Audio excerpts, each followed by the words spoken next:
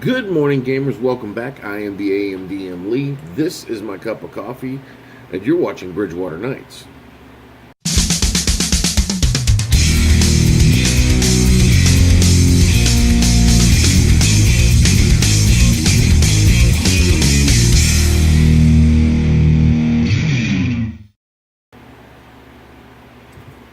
Alright, so last night was the case of the missing Cockatrice.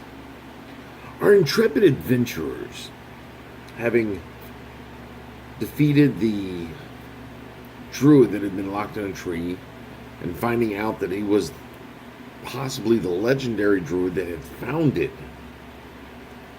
originally founded the city of Bridgewater, they had proceeded to look and see who had awoken him.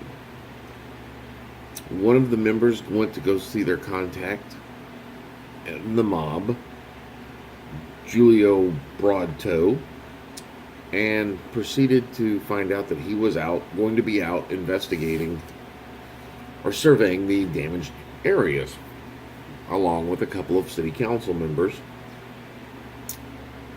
to assess the damage. So they proceed to, let's see, they went and found out where he was going to be, met up with him. He pretended not to know them. You know, he's got to keep up his facade. They then decide, trying to find clues. If you keep seeing me do this, it's because there's some flies in here, and they're just really annoying. So they proceed to hunt down someone who would know something about this Cockatrice feather. So they go to the zoo, meet up with a zookeeper named Orin, a female gnome, who's having an argument. When they meet her, she is having an argument with someone they had met before, Professor Raskus. He is a professor over magical creatures at the local arcane college. So they're arguing. They intercede, and come to find out that Professor Raskus has a baby cockatrice who he had brought to the zoo because of a broken wing. And they proceeded to find out that the wing had been broken and been picked up by Professor's assistant, Fonsfar. Fonsfar is a teaching aid student who was last seen headed to Bridgewater, except for the time where he picked up the cockatrice. What Fonsfar is telling him, no, there's no way that Bertha, which is the name of the cockatrice, would have allowed Fonsfar to pick her up, because Bertha hated Fonsfar. Now, Fonsfar had gone to a festival several days before, the same festival that our adventuring party had went and dealt with an Oni at. Well, the zookeeper and her druid assistant have both said it was Fonsfar that picked up the cockatrice. And the zoo people are saying, look, the cockatrice was heavily sedated, like extremely heavily sedated. It might not have realized Fonsfar was picking it up.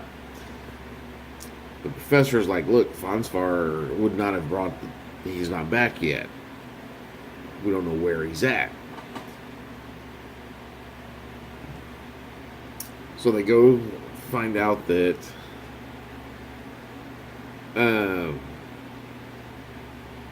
they go to the professor's college and find out through going through his roommate that Fonsfar's been missing since he left for Eastgate. So now not only is there a missing Cockatrice, but there's also a missing TA. Things are starting to get interesting. We had a short game last night. It got interrupted in the middle. We had some family come over, so it was a shorter session. We didn't get as much done as I had planned, but it's very interesting. A lot of role playing last night. So we'll see how this story pans out. So not only now there's a druid that is currently locked up in the city by the city guard. A couple of other druids, a legendary druid of lore who supposedly founded the city. A couple of druids that have been asked not to say anything for at least 24 hours. A missing Cockatrice whose feather was used some way or fashion dealing with the druid or the druid's appearance, and a missing teacher's assistant who the Cockatrice that the feather belonged to hates. So things are getting interesting. We shall see how it turns out on the next episode of BridgeWater Knights. So guys, that's the update for my BridgeWater Knights game. It's been really interesting that they've gone to the local zoo, the Eilmurth Memorial Zoo. They've dealt with some frat boys getting some of that information. Oh, it was fun. I love the role-playing sessions. Some pissed off gnomes who are missing their baby Cockatrice. It's funny. So that's all I got for now. If you like these videos, please click on the like button. If you think someone else would like them, please click on the share button. Every like is an inspiration, every share is an advantage, and every subscription is an experience point.